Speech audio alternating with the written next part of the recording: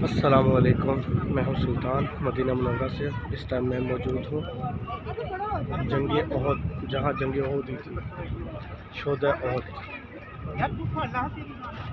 तो अभी मैं मौजूद हूं जबल रमा।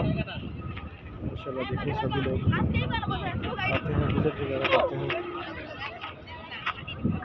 और ये माशाल्लाह बहुत बड़ी मस्जिद है शोदा ओहद के नाम से।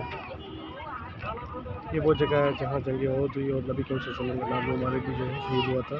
ये जो आपको चार दीवारी नज़र आ रही है सामने बाउंड्री, यहाँ 70 सहाबा मदफून है। और ये जो आपको उभरी जगह नज़र आ रही है, अभी क्लोज़ करके आपको दिखाते हैं। ये जो आपको उभरी जगह नज़र आ रही है, यहाँ अमीर हमज़ा जो नबी करीम सल्लल्लाहु अलैहि वसल्लम के चचा, वो भी मदफून है।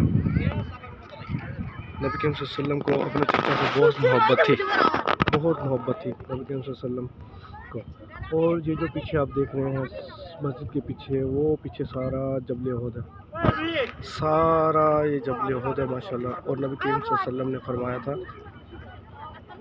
कि मैं जबल ओहद से बहुत मोहब्बत करता हूँ और जबल ओहद भी मुझसे बहुत मोहब्बत करता है। जब यहाँ जंग वगैरह हुई और नबी करीम सल्लल्लाहु अलैहि वसल्लम ने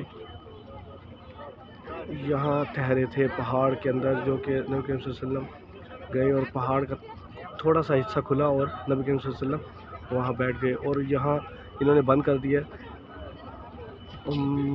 और यहाँ अभी तक नबी करीम सल्लल्लाहु अलैहि वसल्लम के वो खून मुबारक लगा हुआ है और बहुत खुशबू होती है वहाँ इसी जबल ओहद पे माशाल्लाह। और ये सामने ये जो आपको नज़र आ रहा है खैरुल मदीना, यहाँ फ्री अफ्तारी की जाती है माशाल्लाह।